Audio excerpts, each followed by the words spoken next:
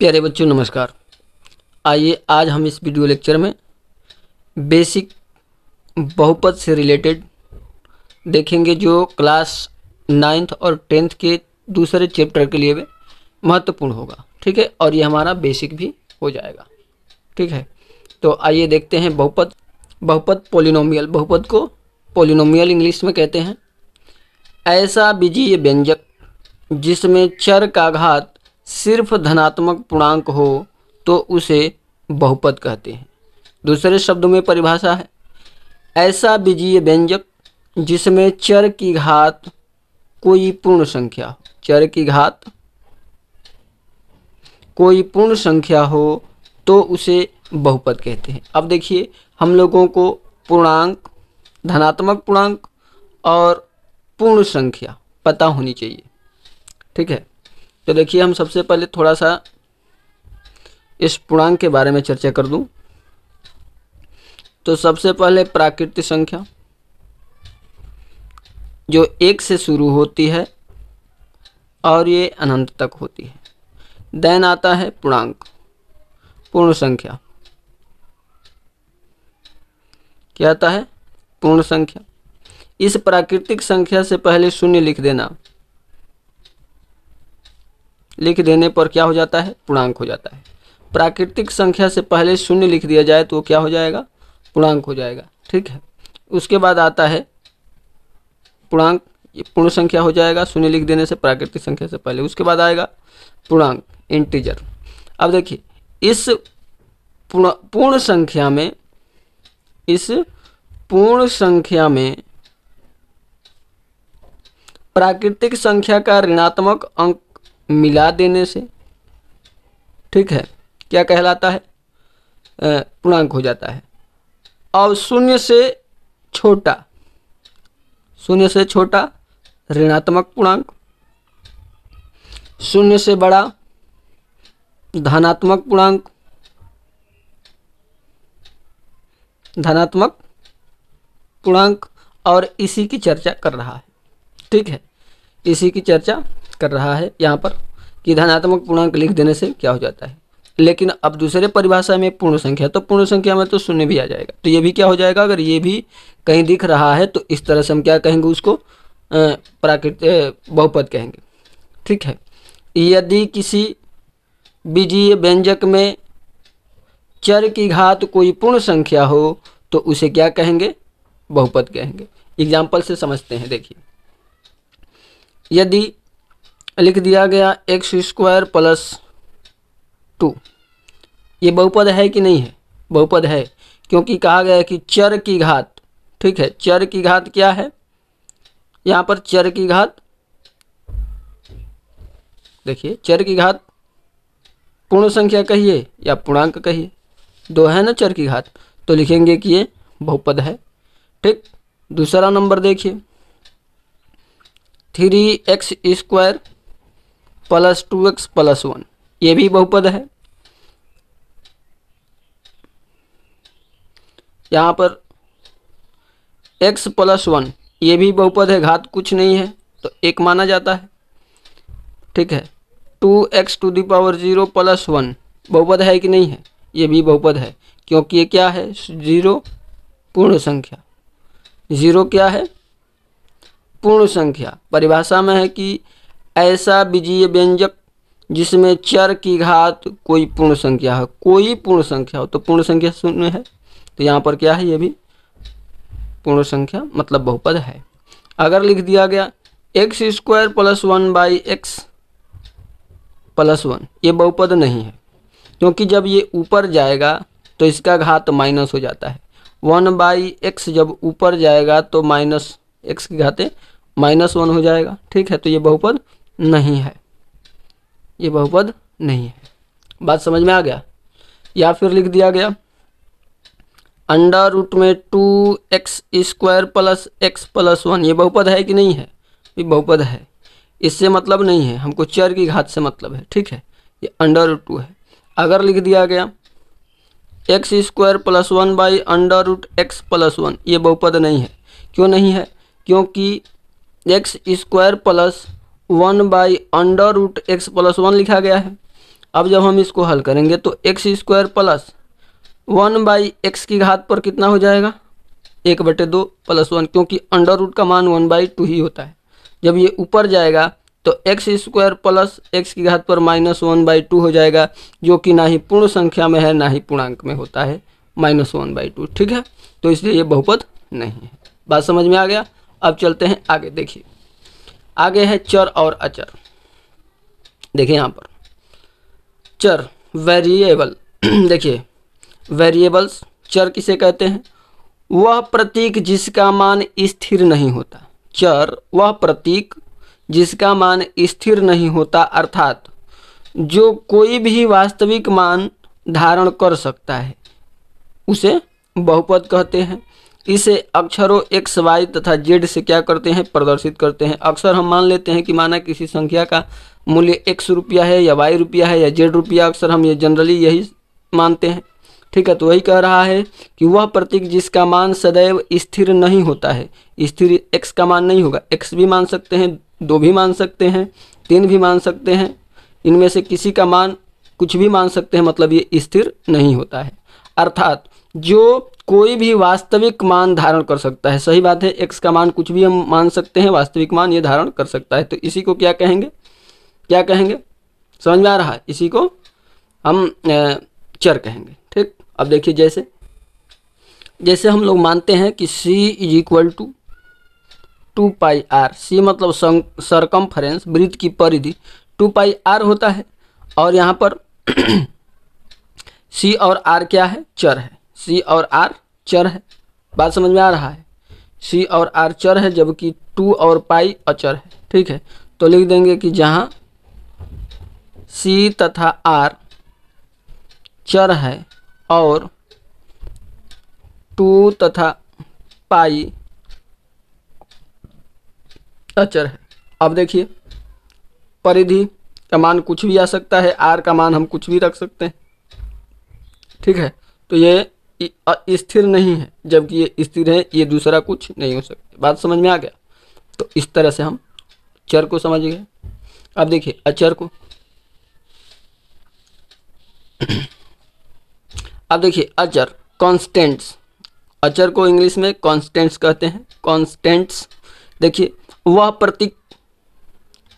वह प्रतीक जिसका मान सदैव स्थिर होता है तो उसे अचर कहते हैं। अब सदैव स्थिर रहता है, इट मीन्स कुछ भी लिख सकते हैं, जैसे 8 लिख दीजिए, -2 लिख दीजिए, 5/2 लिख दीजिए, पाई लिख दीजिए, ये समय क्या होगा, ये सब के सब स्थिर होगा। अब इसका मान तो हम बदल नहीं सकते, 8 है तो 8 है। ठीक है, तो ये अचर हो गया। अब देखिए आगे बीजीय व्यंजक, आगे बीजीय व्यंजक। अब देखिए ये बीजीय व्यंजक एल्जेब्राइक एक्सप्रेशंस, ये बीजीय व्यंजक क्या होता है। बीजीय व्यंजक को जानने से पहले हम थोड़ा व्यंजक के बारे में चर्चा कर लेते हैं। व्यंजक क्या होता है, देखिए व्यंजक होता है अचर गुणे चर, यानी 2 × x = 2x बराबर व्यंजक। ये क्या होगा, व्यंजक होगा। समझ में आ गया। तो देखिए यहाँ पर बीजीय व्यंजक, इसको हम बीजीय व्यंजक भी कहते हैं। देखिए एल्जेब्राइक एक्सप्रेशंस, एल्जेब्राइक एक्सप्रेशन किसी निश्चित चर तथा अचर राशियों का योग। अब देखिए किसी निश्चित चर तथा अचर राशियों का योग। अब देखिए किसी निश्चित, हम यहाँ से एग्जाम्पल ले रहे हैं, किसी निश्चित चर तथा अचर राशियों का योग, किसी निश्चित चर तथा अचर राशियों का अंतर, किसी निश्चित चर तथा अचर राशियों का गुणनफल, किसी निश्चित चर तथा अचर राशियों का भागफल को क्या कहते हैं, के संयोग से बने व्यंजक को बीजीय व्यंजक कहते हैं। समझ में आ रहा है। किसी निश्चित चर तथा अचर राशियों के योग, अंतर, गुणा, भाग आदि के संयोग से बने व्यंजक को बीजीय व्यंजक कहते हैं। समझ में आ रहा है। बीजीय व्यंजक कहते हैं। अब देखिए जैसे में एग्जाम्पल देखिए जैसे अब जैसे कहा गया किसी निश्चित चर, जैसे मान लीजिए 4 हो गया 9x plus 9x minus 5x² plus 3/8xy, कुछ भी लिख दीजिए। देखिए चर और अचर राशियों के गुणनफल, अंतरफल, भागफल के संयोग से बने व्यंजक को बीजीय व्यंजक कहते हैं। समझ में आ रहा है? बोलिए समझ में आ रहा है कि नहीं आ रहा है? ठीक है, इस तरह से हम लिख सकते हैं। दूसरा एक और एग्जांपल देख लीजिए, जैसे x³ plus 2x² minus 4xy² plus y³ plus 7, ये सब क्या है? योग हो गया। यहाँ पर गुणनफल हो गया, अंतरफल हो गया। ठीक है, इस तरह से ये सब के सब क्या है? एक बीजीय व्यंजक है। इसमें कितने टोटल पद हैं? 1 2 3 4 और 5 पद है। ठीक है, बात समझ में आ रहा है?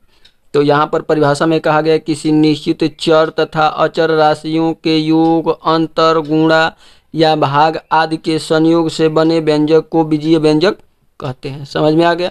तो ये इसका सॉल्यूशन हो जाएगा। ठीक, तो आई होप समझ में आ रहा होगा। अब चलते हैं आगे, देखिए अगला। अब देखिए गुणांक, कोफिशिएंट्स देखिए, गुणांक देखिए। बहुपद के प्रत्येक पद का एक गुणांक होता है। बहुपद के प्रत्येक पद का एक गुणांक होता है जो चर के साथ गुणा करता है, जिसे गुणांक कहते हैं। बात समझ में आ रहा है? बहुपद के प्रत्येक पद का एक गुणांक होता है। अब कोई भी एग्जाम्पल ले लीजिए। ठीक है, जैसे मैंने लिख दिया 5x² प्लस 3x प्लस 1, मान लीजिए एग्जाम्पल है। बहुपद के प्रत्येक पद का एक गुणांक होता है जो चर के साथ गुणा करता है,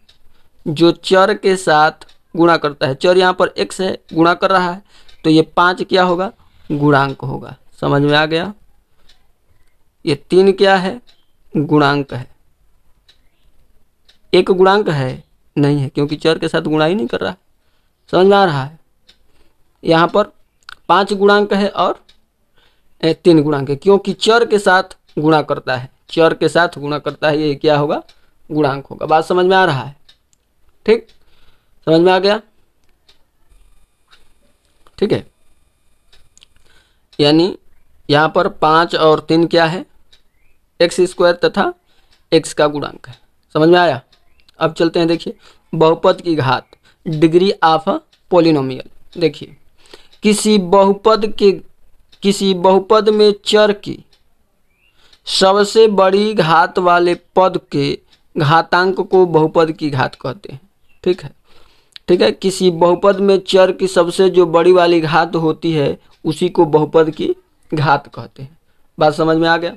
अब देखिए यहाँ पर मैंने लिख दिया 2x प्लस 3, घात किसी ने पूछ दिया। क्या पूछ दिया? ये मान लीजिए किसी बहुपद, तो ये बहुपद है, अब यहाँ पर मैं घात लिख रहा हूँ। तो इस बहुपद का घात कितना है? चर का देखिए लिखा गया है कि किसी बहुपद में चर के सबसे बड़ी घात, इसका ये जो चर है, इस चर का सबसे बड़ा घात क्या है? कुछ नहीं दिख रहा है, तो 1 है, तो घात कितना होगा? 1, तो बहुपद की घात हो गया। यहाँ पर 2x² प्लस 3x है। यहाँ पर बहुपद का घात क्या है? 3x प्लस 1 है। बहुपद का घात क्या है? सबसे कम नहीं देखना है, जो सबसे बड़ी वाली घात को लिखा गया है कि सबसे बड़ी वाली घात को बहुपद की घात कहते हैं। तो देखिए यहाँ पर x की घात कितना है? 2, तो घात कितना होगा? 2। 3x की घात पर 4 प्लस 3x² प्लस x +1। यहाँ पर बहुपद की घात कितना है बताइए कितना है, तो सबसे बड़ा जो है वही घात है बहुपद की, 4 हो गया। ठीक है, अगर आ गया 3x³ plus 2x² plus 5x plus 1, यहाँ पर घात कितना है बताइए, यहाँ पर घात कितना है बताइए कितना घात है, तो सबसे बड़ा कितना है 3 है, तो यही बहुपद का घात हो गया। बात समझ में आ गया, तो बहुपद की घात हो गई। परिभाषा क्या देंगे कि दिए गए बहुपद में चर की सबसे बड़ी वाली घात को बहुपद की घात कहते हैं, ऐसे भी हम परिभाषा दे सकते हैं। दिए गए बहुपद में चर की सबसे बड़ी वाली घात को बहुपद की घात कहते हैं, परिभाषा हो गया। ठीक है, अब देखिए बहुपद के प्रकार, टाइप्स ऑफ पॉलिनोमियल्स, बहुपदों के प्रकार। देखिए बहुपदों के प्रकार, देखिए बहुपदों के प्रकार, टाइप्स ऑफ पॉलिनोमियल्स। देखिए पहला नंबर है कि बहुपदों के आधार पर, पदों के आधार पर बहुपद के प्रकार, types of polynomials based on terms. देखिए पदों के आधार पर बहुपद के प्रकार, पद के आधार पर, जैसे कहते नहीं है एक पद, द्विपद, तीन पद, ठीक है, तो इसको कहते हैं वन टर्म पॉलिनोमियल या मोनोमियल पॉलिनोमियल कहते हैं। ठीक है, एक पद या एक पदीय बहुपद। ठीक है, तो देखिए एक पदीय बहुपद की परिभाषा क्या है, ऐसे बहुपद जिसमें केवल एक पद हो उसे एक पदीय बहुपद कहते हैं। अब जैसे मैंने लिख दिया 3x, एक ही पद है, 2x² एक ही पद है, 5xy² एक ही पद है, 3x² y एक ही पद है, इसी तरह से डॉट डॉट डॉट इत्यादि। ये सब के सब क्या है, एक पदीय बहुपद है जिसमें केवल एक ही पद है, उसके बीच में ना प्लस हो, ना माइनस हो, ना गुणा हो, ना भाग हो, कुछ नहीं हो। देखिए गुणा है, ठीक है, यानी एक ऐसा है एक पदीय है, यानी प्लस माइनस नहीं होना चाहिए, बाकी कुछ भी हो। ठीक है, तो उसको एक पदीय कहेंगे। अब देखिए अगला है द्विपदीय, द्विपदीय बहुपद, बाइनोमियल पॉलिनोमियल, ऐसे बहुपद जिसमें केवल दो पद हो तो उसे द्विपदीय बहुपद कहते हैं। ठीक है, अब देखिए जैसे दो पद हो, 2x² प्लस 1, दो पद हो गए कि नहीं, एक पद ये दूसरा पद ये। ठीक है, या 3x प्लस 2, दो पद हो गया, 3x² प्लस x, कितना पद हो गया, दो पद हो गया, 5x प्लस 1 द्विपदीय, और इसी तरह से इत्यादि। समझ में आ गया, तो ये सब क्या है, द्विपदीय बहुपद। इसमें दो पद है, बीच में प्लस माइनस आ जाए तो ध्यान दीजिए कि कितने पदों के बाद प्लस माइनस हो रहा है, एक पद ये एक पद है, दो पदों के बीच में क्या है प्लस है, तो दो पद हो गए। यहाँ पर प्लस माइनस दिख ही नहीं रहा है तो एक पद ही हो गया, यहाँ पर एक जगह और हो जाता है तो तीन पद हो जाते हैं। ठीक है, अब देखिए अगला त्रिपदीय बहुपद। अब देखिए त्रिपदीय बहुपद, अच्छा ध्यान दीजिए, यहाँ पर किसी ने कह दिया कि एक पदीय बहुपद में कि 5 बहुपद है कि नहीं है, है ना जी, क्योंकि हम x की घात पर 0 लिख सकते हैं, तो ये बहुपद हुआ ना, इसका मान 1 हो गया, 5 में 1 से गुणा कराएंगे भाई 5 ही होगा, तो ये 5 भी क्या है, एक पदीय बहुपद है। ठीक, केवल 5 लिख दिया जाए तो ये क्या होगा, एक पदीय बहुपद होगा। ठीक है, अब देखिए आगे तीसरा, अगला है त्रिपदीय बहुपद, ट्राइनोमियल पॉलिनोमियल। देखिए जिस बहुपद में केवल 3 पद हो उसे क्या कहते हैं, त्रिपदीय बहुपद कहते हैं। 2x² प्लस x प्लस 1 त्रिपदीय हुआ कि नहीं, 1 2 3, यहाँ पर 2 प्लस आ गया या माइनस आ जाए कोई दिक्कत नहीं, आ गया x³ प्लस 2x² प्लस 2, कौन सा पद हुआ, त्रिपदीय। कौन सा बहुपद है, त्रिपदीय बहुपद। अब देखिए यहाँ पर 5x² प्लस 3x प्लस 8, कौन सा बहुपद है, त्रिपदीय बहुपद। और इसी तरह से हम त्रिपदीय बहुपद आगे तक भी लिख सकते हैं। कोई ये कहे कि नहीं सर ये द्विघात बहुपद है, तो द्विघात है क्योंकि इसका दो घात नहीं है, घात नहीं है, पद है। ठीक है, अब देखिए, अब घात पर आ रहे हैं। देखिए, घातों के आधार पर बहुपद, पोलिनोमियल बेस्ड ऑन डिग्रीज। ठीक है, घातों के आधार पर बहुपद। देखिए, पहला नंबर है रैखिक बहुपद। पहला नंबर रैखिक बहुपद। रैखिक बहुपद किसे कहते हैं? Linear polynomial. ऐसे बहुपद जिसमें चर की अधिकतम घात 1 हो, उसे रैखिक बहुपद कहते हैं। अब जैसे मैं लिखा था एक पदीय बहुपद में 5x, तो एक पदीय बहुपद तो हम अब यहाँ पर चर में तो ऐसे ही लिख सकते हैं। रैखिक बहुपद की परिभाषा तो ऐसे दे सकते हैं, लेकिन पद में पूछा तो कौन सा पद है? द्विपदीय। कौन सा बहुपद है? द्विपदीय बहुपद। और घात में पूछे तो कौन सा? रैखिक बहुपद। ठीक है, यहाँ पर हो जाएगा x+1 हो गया, यहाँ पर x या 5x, 2x, 3y, 3y + 2 ... ये सब क्या है? सब क्या है? रैखिक बहुपद जिसका घात केवल 1 हो। ऐसे बहुपद जिसमें चर का अधिकतम घात, अधिक से अधिक घात 1 हो, तो उसे क्या कहेंगे? रैखिक बहुपद। अगला देखिए, द्विघात बहुपद। कौन सा बहुपद? द्विघात बहुपद। ऐसा बहुपद जिसमें चर की अधिकतम घात 2 हो, तो उसे द्विघात बहुपद कहेंगे। जैसे 2x² + x + 1। पद से मतलब नहीं है, यहाँ पर पद से मतलब नहीं है।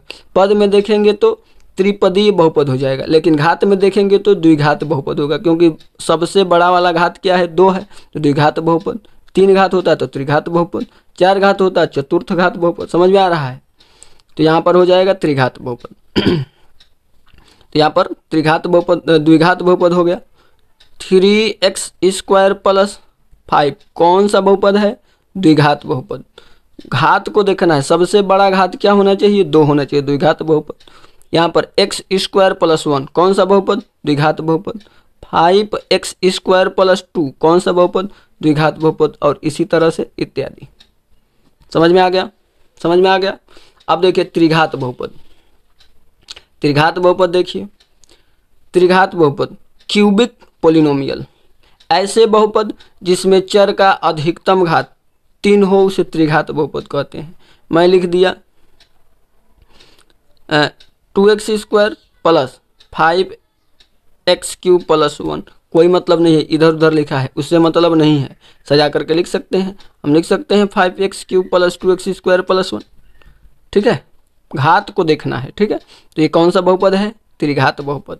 आ गया 5x³ + 2x² + x कौन सा बहुपद?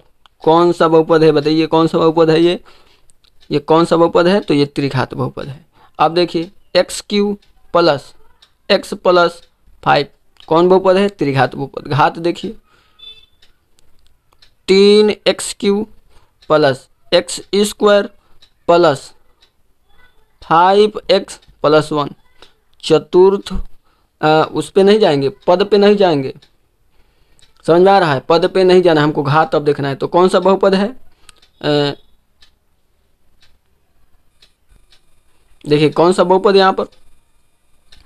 ये त्रिघात बहुपद है। समझ में आ गया? तो आई होप समझ में आ रहा होगा।